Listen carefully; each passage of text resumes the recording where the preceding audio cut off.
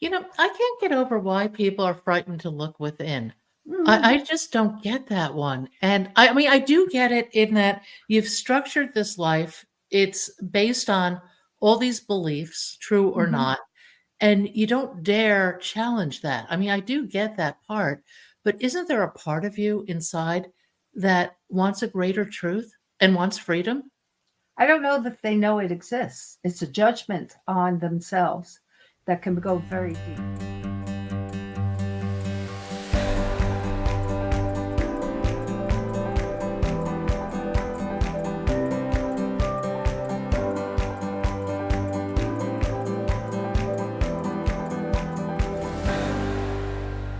Nancy, welcome back to Bump in the Road. You have a new book out, Soul Detective. Tell us about it. Oh, thank you. And thank you, Pat, for having me back. I love it. Oh, you look so good too and at ease. So I good things are matching. happening. I really like that. Yeah. So Soul Detective came about because I had done The Life of a Psychic Detective, where I told all the crime cases. And then I've done All Nature Speaks. I'm in the midst of revising, which is all the animal communication, the missing animals, etc. And that. And I thought, but I'm missing what I went through to be able to do anything. And that's more relatable to everybody eh, who's gone through something I quote all the time: bumps in the road. I never Well, used that term until I met you, and that's all I could think of to explain it, right? back up So, a little bit and tell people a little bit about the psychic journey you've had because you have done amazing things. You've been involved in solving amazing crimes. yeah, okay. So, prior to all that, I've always blurted out as a child, and it was all true, whether it was a death I saw and then the phone would ring, that person died, or I saw somebody pregnant and nobody else knew it except for that person, etc. So all my young life, I had these supposed gifts, except I didn't know that they were gifts. They were just like any of us. Somebody is born being able to play a piano, God knows why and how. How do they do that without training? So I didn't know what to make of it other than everybody should have this. I mean, can't you see that? It wasn't until I got into nursing. And so what I loved along with it was always reading biographies of people who inspired me and writing. Didn't matter what. Loved writing. Couldn't care less if I could write well or not, which I couldn't at all. Grammar, terrible. I'm one of the worst in grammar. If you ask me the difference between a passive or an active sentence, I'd be going, I really don't understand. So I'm really bad at all that. And I know it, but I love writing.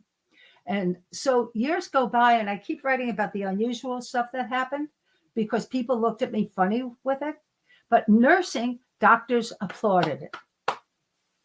And then when I ran the last job I had was running an acute psych unit, we made history because I could see behind the hallucination, behind the nonverbal catatonia, what was happening, and get them to talk in 5 minutes, get them to break open from the fears and the trauma, talk about what the root was in minutes sometimes.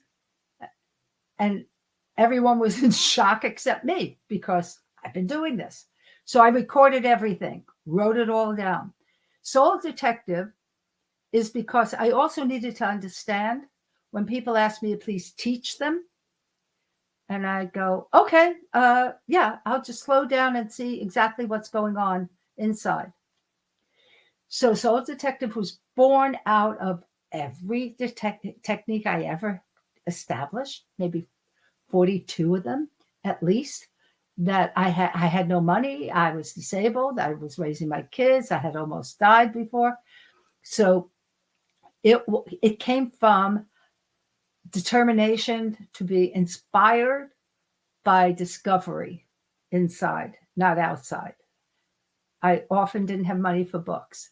So everything came from the inside. And then I learned some of the people I really looked up to had never read anything like Hildegard of Bingen. everything was inside first. And I went, oh, I'm with you. But that's really important. And that's something I think people kind of miss in our world because we're so externally oriented, whether it's social media, Um, news, whatever. None of the truth lies out there. It all comes from within. well, you just summed it all up. I mean, but learning that and choosing Yep. to follow that path Mhm. is a real step into the unknown.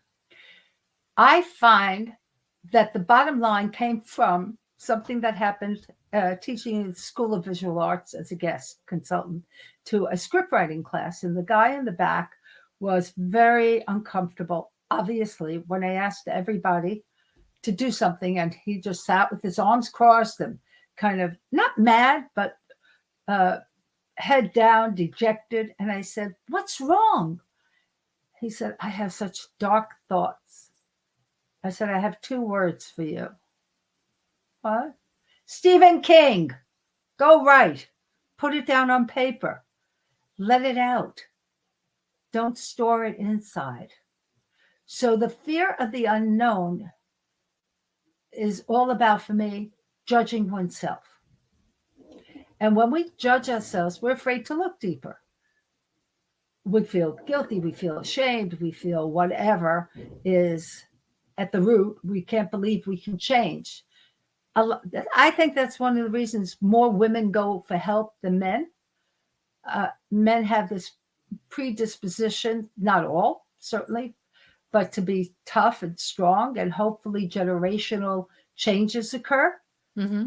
to know that strength is not all toughy, where I do it all myself. And it's hard to break it for people who are inculcated with it. But I'm hoping that some of the techniques I give in exercises ring a bell, as it did for one guy who was a law enforcement officer, who also was one of my first readers and has become a dear friend. He's used the activities, he's used the exercises to comprehend that there's nothing inside to hide from. It's all discovery of light and love and calming and not stuff, Yeah, as and you I said. think discovery sometimes of your motivations, and when you can see that, now you have it. Once you can see from arm's length Mm-hmm, your thoughts, your actions, whatever, now you have a choice. You have a mm-hmm. conscious choice, and that is the game changer. Right. Absolutely. You just you nail it because you do it. So if you look at yourself, what allows you to go deep within without fear? Curiosity. Yeah, and you have nothing attached to it that is, oh my God, what if I find out I'm terrible or I have to change my mind about something? Though I would argue, I'll speak only for myself. The only people that say I'm terrible are these historic voices in my mind, Well, and thank and you. they're not true. They're not true. And where did they come from? Mother, ex-husband, that type of thing. Exactly.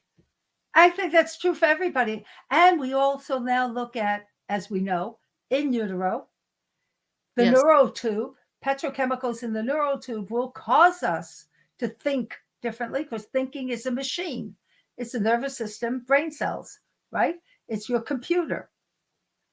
And then the nervous system is your software program. So, does that work for you? And if it doesn't, we are in charge of the instrument because it's data in, data out. Well, Think and of, yep, neuroplasticity gives us endless options. neural mapping. I Yeah. play with neural mapping all the time. Da Vinci, who I quote, I had a lot of fun with. He's one of, not the original mind mapper, but one of the best ever.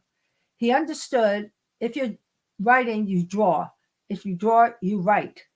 So other than the painting of things, everything is putting it on paper, if you will, or putting it outside you, whether you're writing lyrics, compositions, art, you draw and you write. That's bihemispheric activity. It's your right and left hemisphere joined together. It's why music became early on in the 50s. Bulgaria did studies paid by the government, Dr. Georgi Lozanov, And in the book, in the 70s, I think he was 50s or 60s, he discovered that if you took Bach and Beethoven, Vivaldi, and you took out the crescendos and the arpeggios and you made it a 60 beat 4/4 as best as you can. He had studied Goldberg's Lullaby, which was a violinist who created it for a duke or king who couldn't sleep, had insomnia, and he would play it every night and the person would go to sleep. So that was history that they took. And Grogi always knew about it. So he started researching and found your blood pressure normalizes with 60 beat 4/4 time, that you can learn anything with it because you're in both hemispheres easily. And then the book came out, in Psychic Discoveries Behind the Iron Curtain by Lynn Schroeder and Sheila Ostranda. And that was one of the chapters. And they went back and brought him to Washington, D.C., where he taught for a while until, because it was behind the Iron Curtain still, until his family was threatened and he had to go back.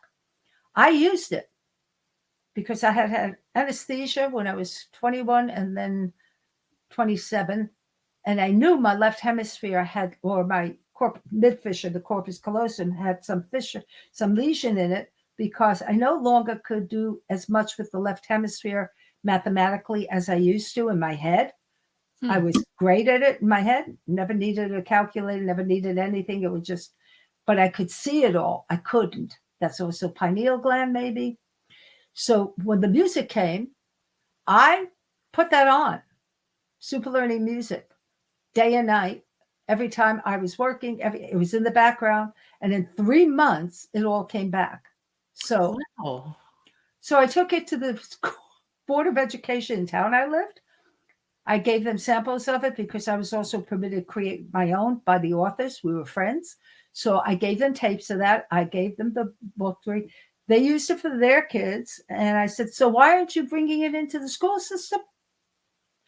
We want better chances for our kids to go to the top colleges. Thank you. And that's why it never spread in our country. 22 countries adopted it. And because Bob Monroe lived in the same area that it all started, he took the idea. I don't think he ever mentioned where it came from. We all lived in Croton-on-Hudson or local to it. It was a small group. And he took it and started the Monroe Institute for Remote Viewing and Music. So binaural music came from all this. But you never hear about that. Steve Halpern, they all took it and ran with it their own way, which was already in the air, so to speak. So you don't know whether they purposely adopted it and didn't say, or whether they just got the feel and wanted to do their way.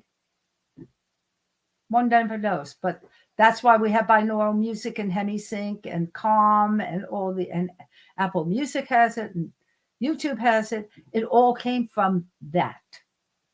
That is really interesting. And it's a shame that never achieved any widespread adoption. Not in our country. Oh my. So now it's like it's kind of the fringe now, like binaural music. yeah. When I work with clients, I'd say 9 out of 10 don't never heard about it. And the ones who did are all into metaphysics and stress reduction. So that group knows about it, but a lot of the mainstream does not. And it makes a huge difference even in your capacity to dive deep and have curiosity, because you're less frightened when the whole brain is working as a far better computer than anything ever built outside of us. I can't get over why people are frightened to look within. Mm-hmm. I just don't get that one. And I mean, I do get it in that you've structured this life. It's based on all these beliefs, true or Mm-hmm. not, and you don't dare challenge that. I mean, I do get that part, but isn't there a part of you inside that wants a greater truth and wants freedom? I don't know that they know it exists. It's a judgment on themselves that can go very deep. For instance, if you were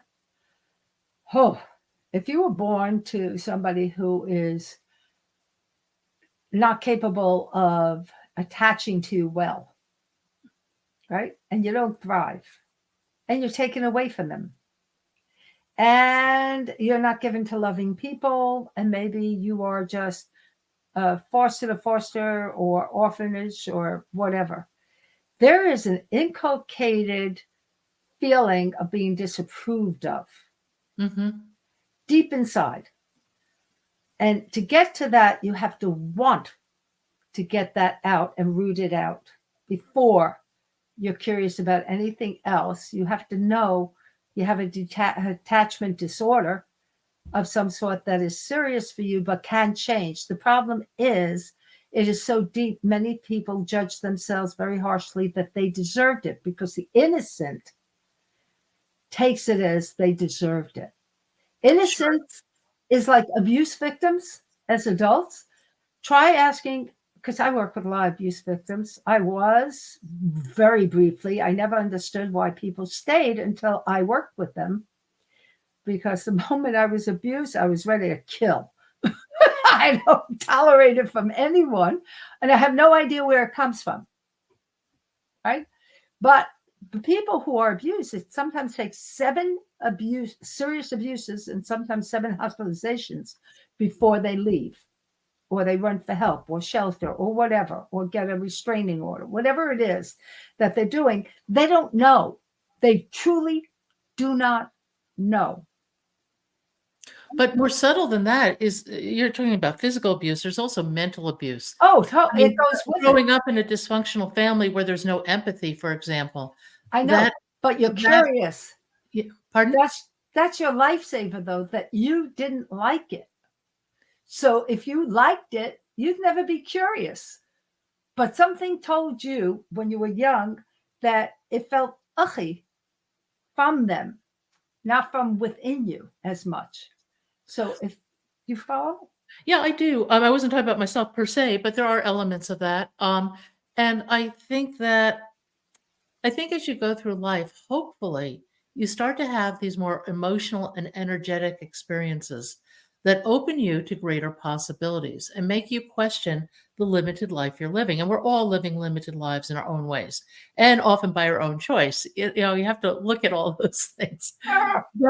But I think retaining some sort of sense of awareness and curiosity so that when the time is right, you can challenge yourself is, I think, one of the best things you can do. I 100% agree with you, because it's something I found helped me through any of the harder times in life, the bigger bumps in the road and the smaller bumps in the road, is curiosity of what do you do? And one friend, it was a couple we're best friends with, she's a trauma expert. And he said, every time Nancy has a traumatic life event happen in her life, next thing you know, she's become an artist, or she's written lyrics for a song, or she's writing a book. She just goes and does something to go deep within and get out. Because if you're a child and you learn how to write your name, aren't you excited? Doesn't that make you curious that you can do that? You go to sand and water the first time and you make mud. Oh my God, you're a scientist. You're fascinated how your feet go into the water and go deeper and deeper. Oh my God, that's so much fun. So when everyone learns something that they do on their own and make a discovery, you hope that thread grows in them and is not, the light isn't so shut by constant abuse as a child. Mental and emotional abuse as a child can either crush you, or, as you talk so well in your showing, how people find the resilience Yeah. in the toughest of circumstances, which is an incredible book itself that teaches, just by knowing that if they can do it, anybody can do it anytime. You have to learn how to do it yourself. There is no other way. It's all inside. I think part of it is establishing an internal boundary. And when it's crossed, you simply say no. I call it be firm with those parts of you. I am. I I have this conversation with Nancy. Please, folks, don't call a psychiatrist and have them 10 PC me or anything. Because I turn around and go, Nancy, you're not supposed to do that. So cut it out. Okay. So I know to find a way to be kinder to your what you find inside that is not so great. Mhm. If you're kind enough to it, you won't judge yourself harshly. You won't judge the world harshly. Well, and I think it goes to, well, why did you do that? And if you can understand the why, you can have empathy for it. And once you learn to have empathy for yourself and forgiveness, you can give it to others. But until you take that internal path, you don't possess those skills. That's why I love hearing from you. You mentioned You something call. earlier I want to bring up again and talking about new things. And it goes to the Buddhist concept of beginner's mind, which I love. Mm, I me think too. even, I look at photography, for example. I got hooked on photography. And I still, to this day, even when I get a little frustrated with things, try to bring that beginner's mind to whatever is at hand.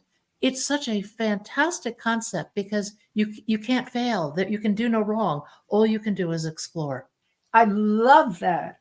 So I'm thinking when you said that of all the things I've done. So I went out and changed crazy.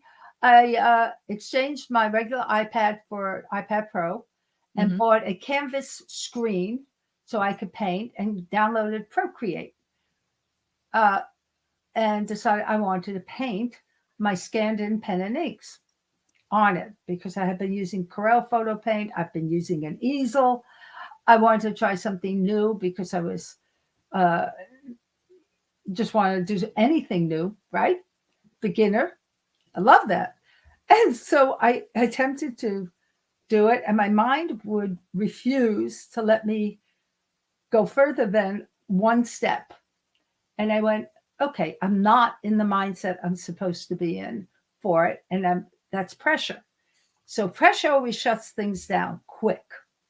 So I put it aside and I said, that's fine. As soon as I release that pressure from whatever it is, I'll pick it up and I'll do it easy. And I did. A couple of months go by.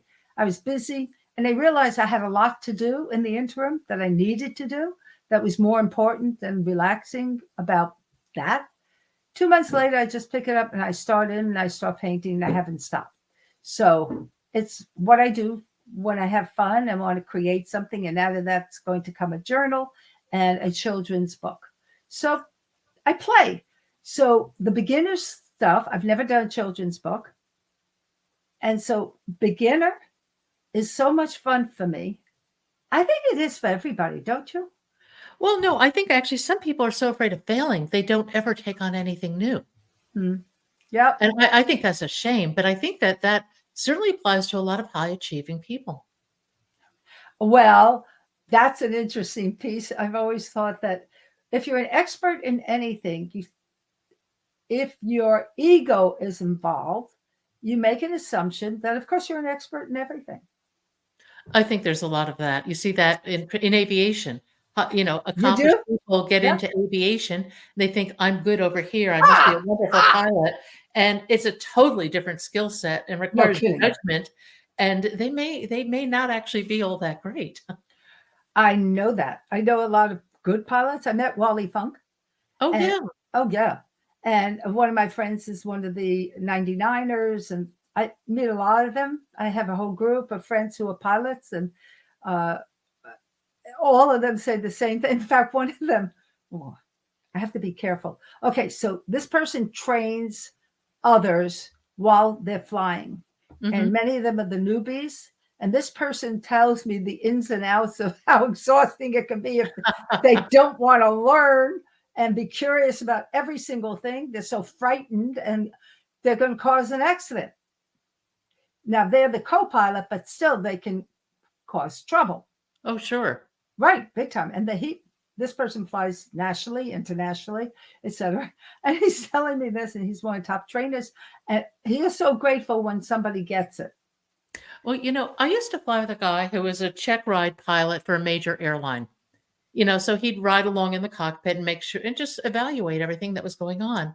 And one of the things he found was that the pilots had become, and this was quite a few years ago, but the Hmm. pilots had become so dependent upon electronics, they could not eyeball an approach to an airport. No, Yes. no, that's Yes. all. The And now, smaller, granted, you can have a long final, and you're looking at some distances, but you no, I should know. be able to fly with, you Oh, should have the without basic a doubt, aviation. Yeah. without a without a doubt. I've been in a lot of four-seaters, eight-seaters, that kind of thing, and people who are the trainers, the guy who trained Harrison Ford, or whatever, up in Sparta. Uh, these people still teach the right way. The ones I've seen Well, there, but I know plenty. No, because I have one of my friends who loved taking flying lessons, never took enough because of things in the family happened she had to take care of. So she still does the way it had been done. It's 1 hour, check everything, right? Before you even get in the plane. Oh, then everything in the plane. Nice and comfortable and easy, and always with choosing the right instructor. And I think that's key for the outer world part, is whether they're mentors or instructors or whatever we call those who we look to for how to do something that is not something we should learn on our own necessarily. no, but and yet we learn best experientially. We learn through experience. We learn, Yeah, you know, and there's yeah, no way around that. no, no. But I think something like a plane, if I were choosing to learn it at some point, I would certainly want a great instructor to watch over me, like in nursing. They looked over our shoulder at every single thing we did while we were in clinic study. Oh my God. Thank goodness. Because if they didn't, probably a lot of mistakes would have happened when you're first starting out. Oh yeah. So if you're, and you started with a curiosity going within, and so when we're curious, we also check ourselves out, right? We want to make sure we're comfortable being curious and go inside and not judging. So for me, I always start with deep breathing and visualization of what I'm curious about, but also ensuring that my emotions are not pressured, that I'm not worried about what I'll find, right? And so I create that because I believe you create your own, um, it's homework for me. You create your own concept of what it takes based on no judgment at all. Like you said, everything you're saying is the same thing. That once we all do this, we get it. We go inside with curiosity, without judgment, without shame, without guilt. If we find ourselves uncomfortable with something we did that we need to address, then we address it. It's And you not a, learn. yeah. Well, that's how we learn. And otherwise, that's why history repeats itself when we don't learn, right? The world doesn't learn, history repeats itself. As a collective, we do not learn. History does repeat itself. Yes, I just went, I think that inner door opened for me mostly through meditation because what I found was that it provides a space, a non judgmental space. It's a space of peace for me, of possibility. And the longer you meditate and develop this sense of space, the more you bring it to your everyday life. And it's an absolutely. amazing skill to develop actually, because you realize it's as if you could take a timeline and you could just pull it and create space in it for your reaction, for your thought, for your experience. It's incredible. And that space has so much depth. It's timeless almost, even though it's occurring in the same time that we're all living in. Does that make sense? Absolutely. It's why you understand that if you find any judgment, you wash it away so that you make that space again and again, clearer and clearer, like flowing water, Uh, you know? And the Yeah, other thing I think is when beautiful. something happens, we all hit these bumps, and Yeah, something negative happens, do not dwell on it. Put something else in your brain because you're creating those neural pathways that are going to last and stay and are probably going to reinforce the things that are not that great. So when something happens, do not allow yourself to dwell on it. Find anything, hum, sing, anything. Do not put that data into your brain. Once we get that, we're easier, right? That's how Soul Detective was born, because everything is my bumps in the road and what I did for moving on, moving forward. Everything in it, all the exercise techniques and journal prompts, all come from every bump in the road. That's how we learn. So I always think of it as the universe is testing me. I've done this before and I would loop, and now the universe is giving me a very similar situation. How many people think that way, right? We've been there. Relationships, finances, attitude towards others, or their attitude towards us. And for me, it begins with knowing, okay, it has nothing to do with them or any outside factor. It has to do with me noticing, am I authentic? Am I staying in my soul? Am I acting like a 4-year-old, or I'm a 15-year-old, furious, or whatever? Or am I, and that's fear. Anything that's off center is fear driven. And Absolutely. right. And so when I do that, that's when the bump in the road becomes a test from the universe that I go, I passed. Don't give it to me again. I did it. I did it right this time. Well, it's so interesting, actually, because we do get these repetitive opportunities to learn. And as we learn, the opportunities lose their draw on us, lose their power. And it may take a few iterations still, but Mm-hmm. you start to see their power dissipate, and then it's gone. And it'll come up again just to test you, but it's very interesting to see what power you have actually in terms of your own perceptions. Don't we love it? When we discover that, it's not about power for the outside world and be more powerful than anybody or less powerful than anybody. It is stopping all the judgment. And it's such a release for everybody when we recognize the only person who's judging us is us. And everybody, we are all so imperfect. Get over it. And what is perfect anyway but an outside construct? Here's the fun part for me, because I happen to love social media many years. I love it. And some people will say, oh, I can't go on it because I said, let me show you where the delete button is if you don't like something. Or the block button. Block, allow, right. So I show them everything and say, look, you don't have to accept everything anywhere, and you don't have to look at everything. And you don't have to respond to anything you don't want to respond to. Where's your obligation? Your obligation is to enjoy your journey, period. So I'm not somebody who spends a lot of time looking around social media.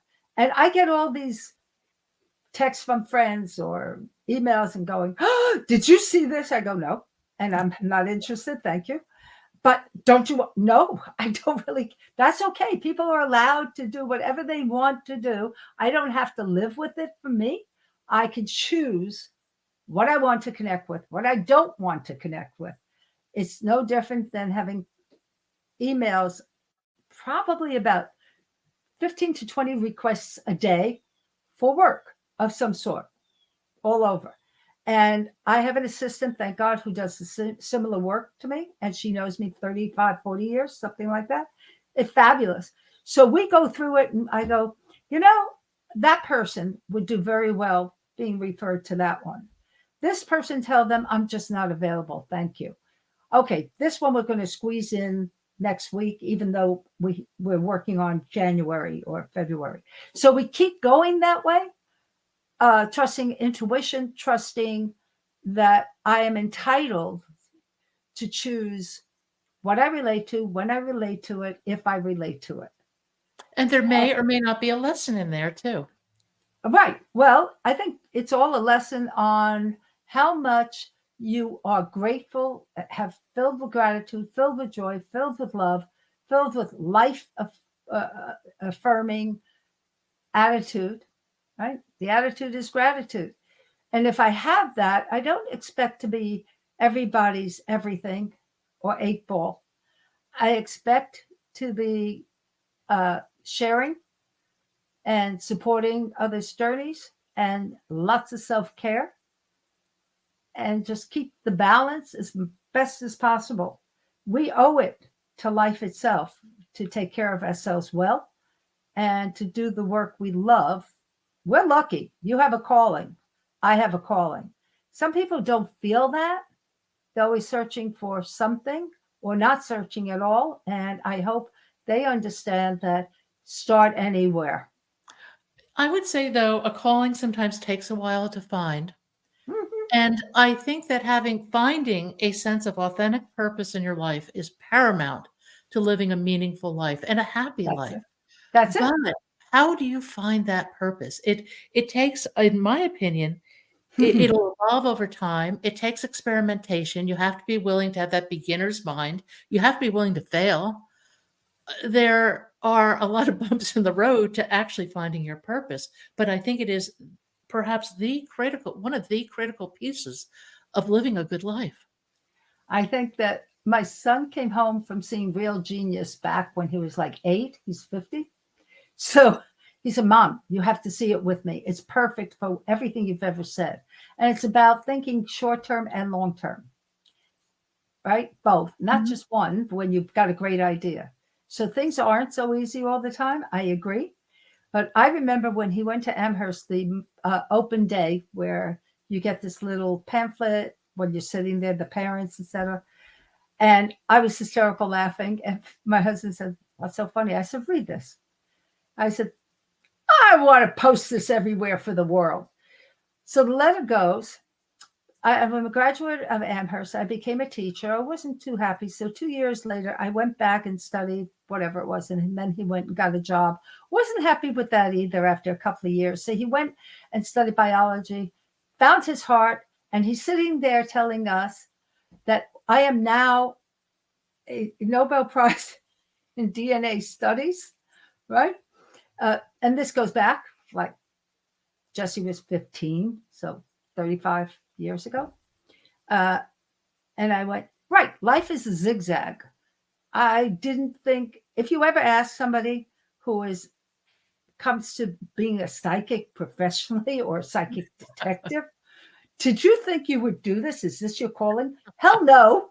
The answer is absolutely no. I was afraid of the term psychic. I had hardly ever heard it, but I didn't want people when I first started to think they're coming and I hold a crystal ball in my hand. That was my thought, and a turban on my head and an orange caftan. I was terrified of them thinking of me that way. So I had no clue what it was about. I just knew I could help people. I didn't, but nursing was helping people. Uh, in a going cross country at 21, 22 for 6 months, cleaning motel rooms was service. I didn't care. I think the purpose is to love what you do and do what you love, step by step by step. And that way you find, because life will throw you curveballs. They will give you all the bumps in the road, mountains and molehills. They will give you all kinds of uh, choices. What road will you take? And I think no matter what, you have to listen inside. You must trust yourself. If you ever want to heal anything, you have to first trust going inside first before you go outside.